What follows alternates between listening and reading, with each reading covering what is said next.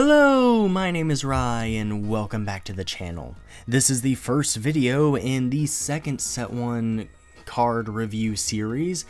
In this case, it's going over the support cards for Set 1.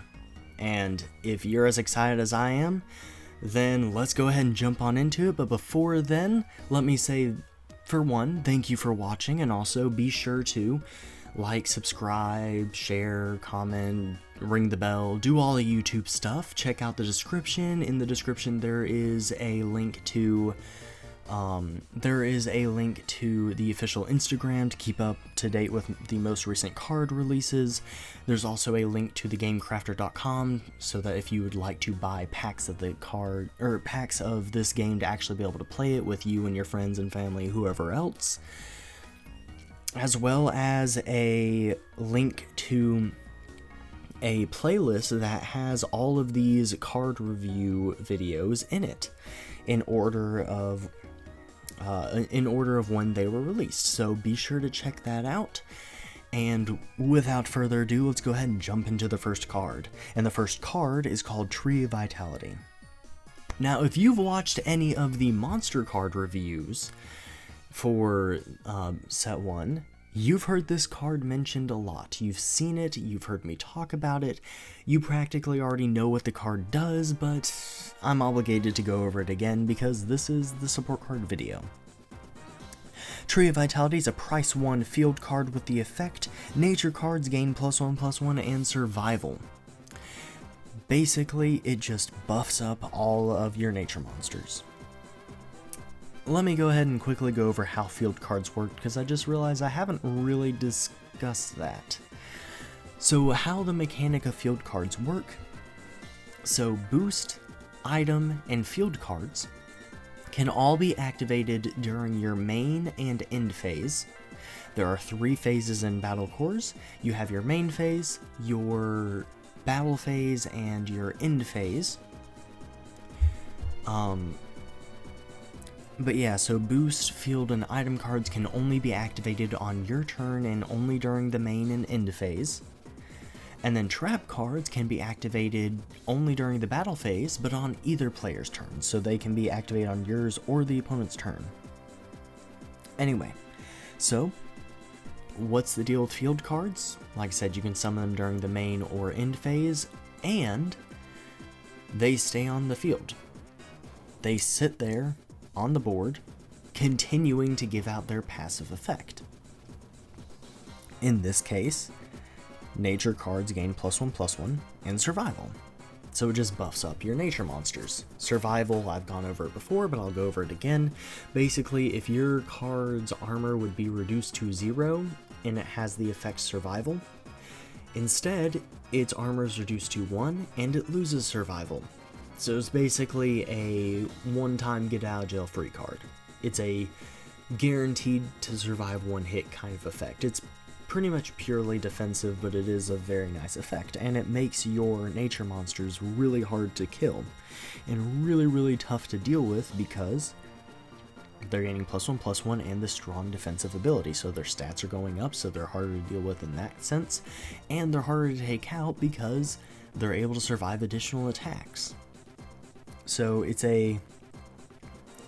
both parts of the effect are very useful in buffing up your nature monsters, and that's the whole reason why an entire deck has been focused around this one card, is because it's such a strong card, and it's only price 1. It gives so much value for such a low price.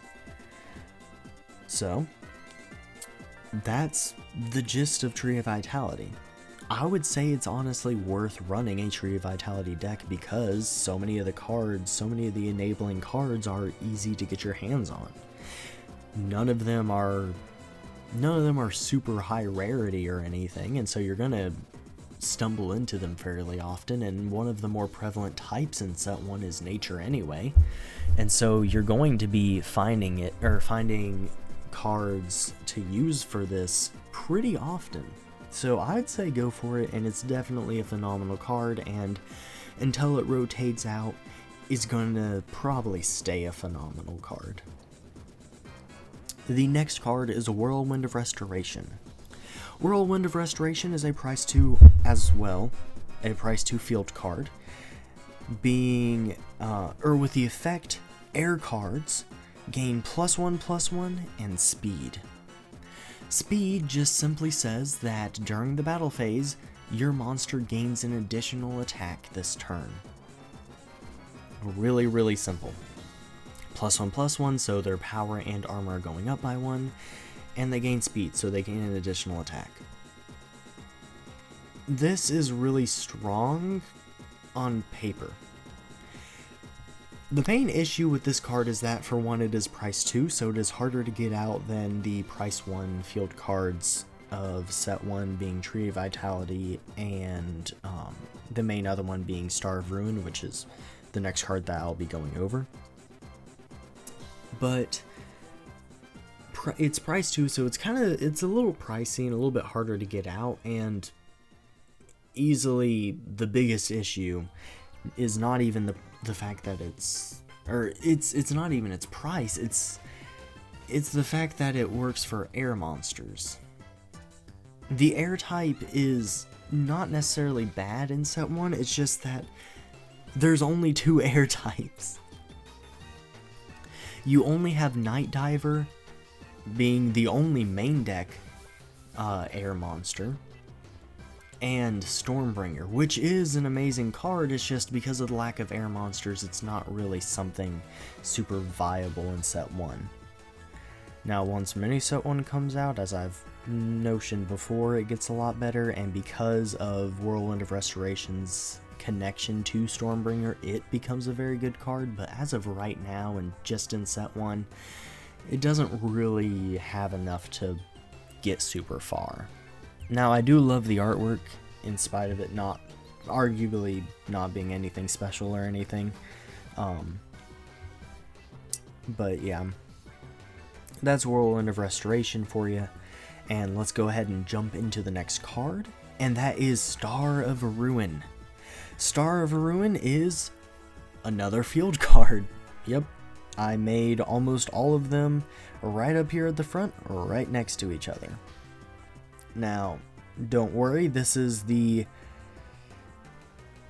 third of 5 set 1 field cards, but it's the second to last truly impactful one.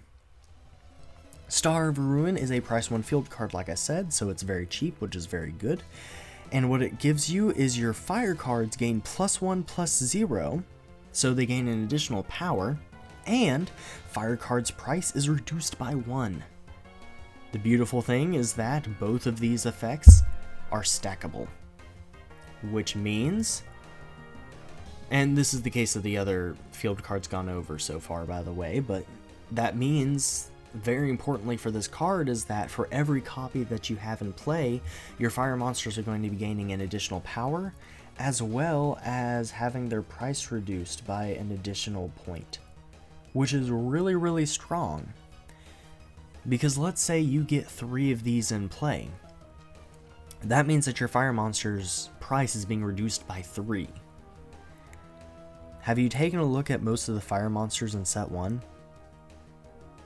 They're all price 2 pretty much. Like, just about all of them are price 2 monsters, which means if their price is being reduced by 3, then their price is -1, which means you summon this thing and you gain a point for it. You gain a point for summoning the card. So it's really, really strong for board flooding and just hyper offensive strategies for set 1. And this is, at least for me, the other main deck, the main strategy for set 1 is Star of Ruin. Now, I will openly say that it's not as amazing as, or it's not as amazing or as consistent as Tree of Vitality decks, but it's definitely not bad, and it's a lot of fun just to throw together and summon a bunch of fire monsters and swing in for a bunch of damage really quickly. The only issue is that it loses steam pretty quickly, because of just the nature of the deck, of how easy it is to just drop your entire hand and then have nothing else in your hand to go off of. But because of the extra points that you get, because you are saving points on summoning your fire monsters whenever this thing is in play, means that you should be able to start pouring more and more points into just simply drawing cards, which will help you draw through your deck and get to your other cards. So it kind of helps somewhat offset the lack of searching in the deck. And also it functions incredible with the Alien Engine, of course, because it helps it with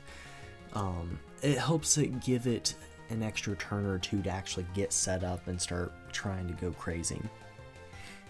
Anyway, that's all I've got to say for Star of Ruin. So the next card is Fangs of the Beast. Fangs of the Beast is one of my favorite artworks in the game, but it is sadly not a super great card. It's a price 1 item card, so how item cards work is just like boost and field cards, they can only be activated during the main or end phase, but the difference between item cards and the other two is that they are equipped directly onto particular monsters, and typically, unless otherwise stated, those effects are only going to affect that monster. And so that's item cards. So what it can do is you equip it onto a monster, give it +1/+0, and change its descriptive typing from whatever it is to beast, or if it's already beast, it basically doesn't do anything.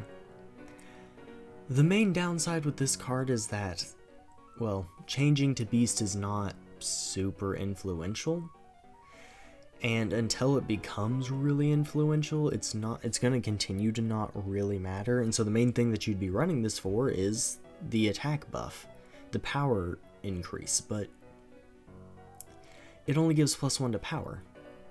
What else gives +1 to power and is an item card?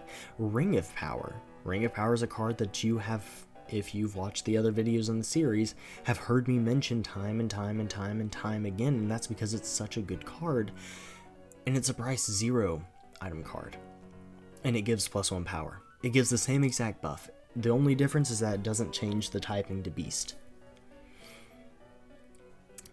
So, because of the lack of beast support outside of just simply Call of the Beast, which is not really enough in my mind to focus an entire deck around, it's more of just a nice option to have, you're not super likely to get a ton of use out of this. So really it is just kind of a worse Ring of Power. And because you get Ring of Power so easily because it's so common, you're likely to have plenty of options. So this isn't just this isn't even just a budget Ring of Power, it's just a worse Ring of Power. It does get better later on, but that's going to take until like set 2. And so yeah, Fangs of the Beast sadly is not in a great place by even in set 1, let alone later on. But anyway, that's all of the cards I'm going to be going over for this video. I hope that you enjoyed and had a fun time sitting here and listening to me blab about something that I'm deeply passionate about. Anyway, I hope that you all have a blessed day, and fare thee well.